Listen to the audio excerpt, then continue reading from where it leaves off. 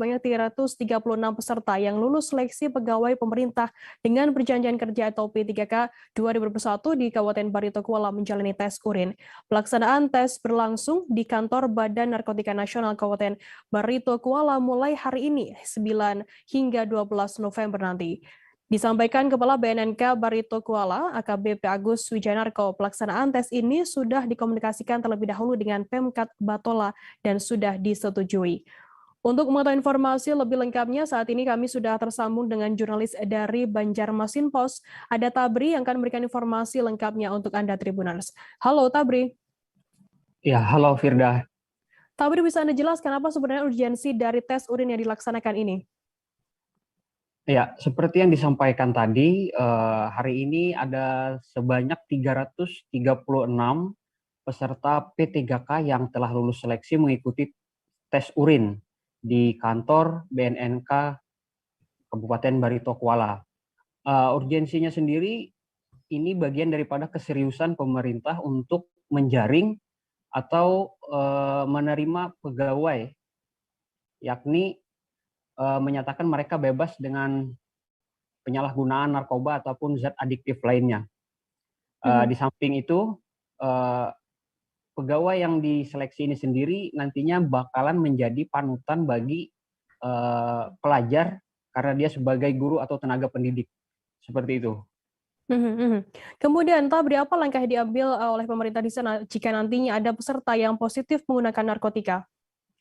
Oke, mengenai mereka yang terdeteksi atau hasil tes urinnya positif menggunakan narkoba, jadi ada beberapa kemungkinan. Yang pertama, jika dari 4 parameter yang digunakan itu dianggap fatal, seperti penggunaan sabu, kemudian inek, zinet, dan juga ganja, mereka bisa tidak diterima. Nah, kemudian lebih jauh lagi opsi keduanya, pihak BNNK juga meng-cross-check lebih jauh mengenai peserta yang dinyatakan positif. Sebagai contoh, mereka positif obat-obatan misalnya, akan di-cross-check lebih jauh apakah ada memiliki riwayat penyakit atau mengkonsumsi obat tertentu untuk kepentingan kesehatannya. Jadi ini sebagai pertimbangan juga, seperti itu. Tabri, bagaimana kemudian tanggapan peserta yang ikut dalam rangkaian tes kali ini?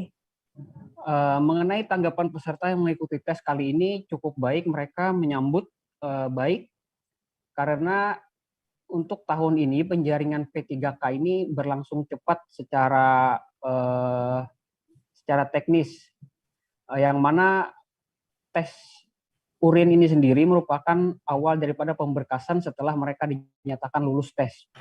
Kemudian mengenai tes anti narkoba ini sendiri, mereka menilai ini adalah hal yang wajar karena sebagai tenaga pendidik mereka sebagai contoh bagi pengajar ataupun layak sebagai pegawai yang direkrut pemerintah. Seperti itu. Baik, Tribuners, tadi jurnalis kami juga sudah menghimpun keterangan dari peserta tes bernama Mawaria dan juga KBP Agus Wijanarko, Kepala BNNK Barito Kuala. Berikut liputannya untuk Anda. Harus wajib bersih dari narkoba. Dalam 6 parameter itu ada 4 yang tidak boleh dia positif. Ya, sabu-sabu, narkotika jenis sabu, narkotika jenis ganja, narkotika jenis inex atau MDMA dan zenit. Itu dilarang tuh, nggak boleh, itu gugur udah otomatis. Dan bukan hanya gugur, pesertanya akan kami panggil, akan kami namanya screening, kami tanya kenapa begini, kenapa begitu, kenapa dia menggunakan segala macam bla bla bla segala macam gitu. Tapi kalau positif dia memakai obat, misalnya obat sakit flu, obat batuk, obat nyeri tulang, nyeri itu nggak apa-apa, nggak masalah.